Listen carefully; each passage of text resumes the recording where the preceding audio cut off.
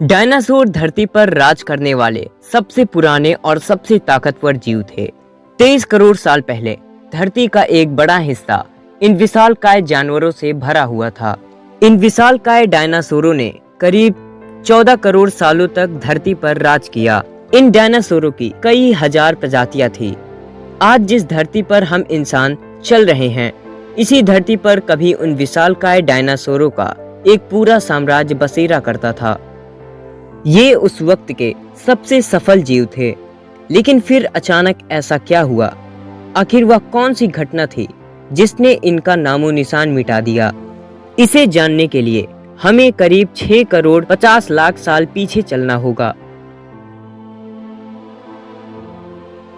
आज से करीब 6.5 करोड़ साल पहले धरती पर मौसम बेहद सुहावना और सामान्य था। धरती पर लगभग हर जगह जंगल ही जंगल दिखाई देते थे।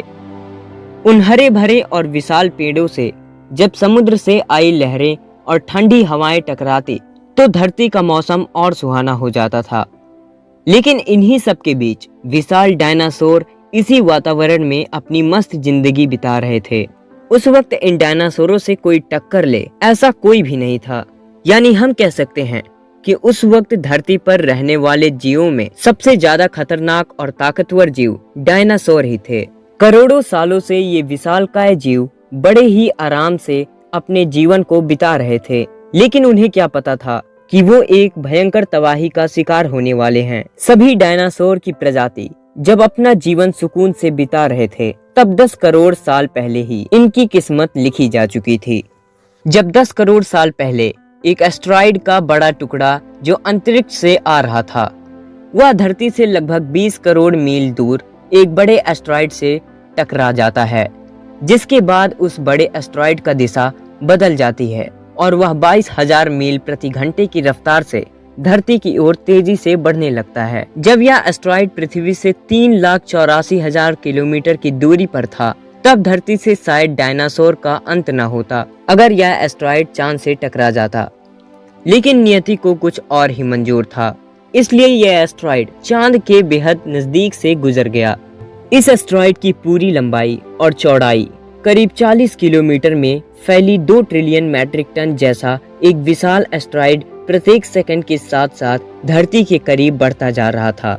जैसे ही ये एस्टेरॉयड पृथ्वी के वातावरण में प्रवेश हुआ, अचानक इसकी रफ्तार 40,000 किलोमीटर प्रति घंटा हो गई।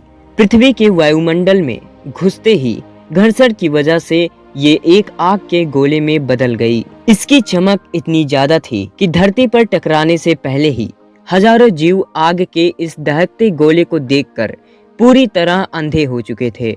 ये जीव उस एस्टेरॉयड को देख नहीं पा रहे थे, लेकिन वह उसकी भयानक गर्मी को महसूस कर रहे थे। कुछ ही समय में ये एस्टेरॉयड मैक्सिको के खाड़ी के पास जमीन से जाकर टकराता है और लगभग 35,000 डिग्री सेल्सियस की ऊर्जा वाला एक भयंकर विस्फोट होता है। इस टकराव का विस्फोट लगभग 10 हाइड्रोजन बम के विस्फोट के बराबर था। ये विस्फोट इतना भयानक था कि इसके टकराते ही धरती के लाखों टन धातु अंतरिक्ष में चले गए। टकराव वाली जगह पर 180 किलोमीटर चौड़ा और 20 किलोमीटर गहरा गड्ढा बन गया। 16 मिनट बाद जमीनी टकराव की वजह से धरती के अंदर चारों ओर 11.1 तीव्रता वाली भूकंप की तरंगे उठने लगी। इस वजह से समुद्र में विशालकाय लहरें उठने लगी और एक के बाद एक सुनामी की बड़ी लहरें चारों ओर बढ़ने लगी। भूकंप की तरंगों ने सभी सक्रिय ज्वालामुखियों को तहका दिया था, जिसके कारण जगह जगह डायनासोरों का विनाश शुरू हो गया। धरती के महाविनाश की प्रक्रिया शुरू हो चुकी थी। इस विस्फोट के बाद रेडिएशन की मात्रा इतनी बढ़ गई कि इसके 800 किलोमीटर के दायरे में आने वाले सभी जीव जलकर राख हो गए। हालांकि इस विस्फोट के बाद कई उड़ने वाले डायनासोर तो बच गए, लेकिन अभी ये विनाश की शुरुआत थी। तेज टकराव के कारण जो मेटल्स और अन्य धातु धरती से ऊपर चले गए थे, वही धातु और मेटल्स लगभग 40 मिनट के बाद आग के गोले के रूप में ग्रेविटेशनल पुल के कारण वापस धरती पर बरसने लगे। साथ ही धूल का एक बहुत बड़ा तूफान 6,000 किलोमीटर प्रति घंटे की रफ्तार से पृथ्वी के दूसरी तरफ मौत लेके आ रहा था। ये धूल के बादल कई किलोमीटर मोटे थे, जिसकी वजह से सूरज की रोशनी धरती पर पहुंच पाना असंभव सा हो गया था। गर्म हवाओं का तापमान 100 डिग्री सेल्सियस से ज्यादा हो जाने के कारण पृथ्वी पर लगभग सारी आबादी जलकर खाक हो गई।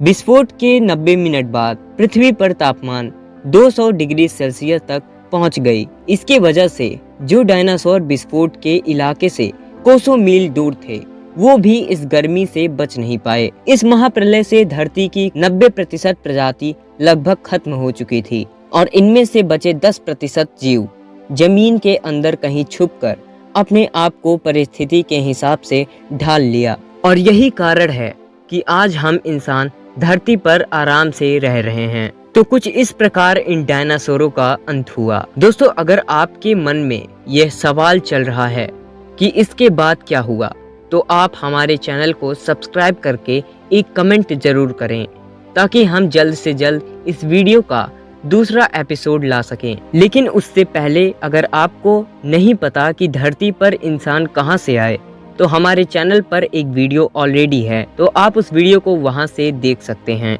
और उस वीडियो को सपोर्ट करने के लिए आप लोगों का बहुत बहुत धन्यवाद।